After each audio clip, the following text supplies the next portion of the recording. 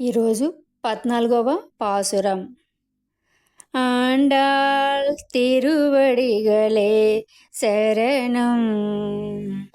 உங்கள் புலைக்கடை தோட்டத்து வாவியுள் செங்கழு நீர்வாய் நெகிழ்ந்து ஆம்பல்வாய் கூம்பினகான் செங்கல் பொடிக்கூரை வெண்பல் தவத்தவர் தங்கள் திருக்கோயில் செங்கிடுவான் போகின்றார்.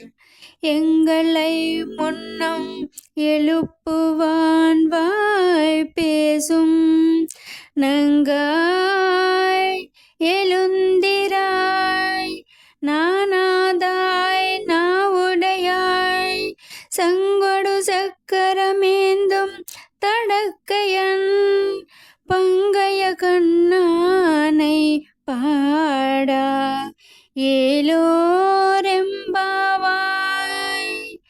ఆండాళ్ తిరువడిகளే శరణం.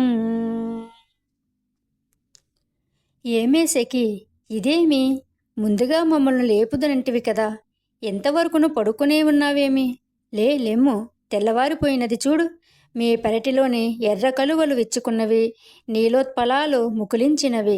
కాషాయంబురులైన మునులు, యోగులు, తెల్లని పలువరుసలు కలిగిన వారందరూ కూడా దేవాలయాలలో భగవద్ ఆరాధన నిమిత్తమై కోవెల తలుపులు తీయటానికి కుంచెకోలను తాళపు చెవులను తీసుకుని వెళ్ళుచున్నారు.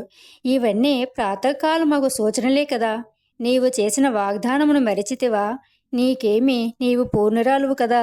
సరే, ఇకనైనా లేచి రమ్ము అని వాగ్దానమును మరిచిన సిగ్గులేని దానా, లేవవమ్మ అనగా నన్నేల నిందింతురు, నేనేమి చేయవలే అని అనగా ఆ గోపిక శ్రీ శంఖచక్రములచే విరాజిల్లుచున్నటువంటి విశాల సుందర భుజములు గలవాణిని, పంకజాక్షునైన ఆ శ్రీకృష్ణుని గుణగణములను మధురమైన స్వరమున కీర్తించవలని కదా మేమును నీతో కలిసి పాడెదము.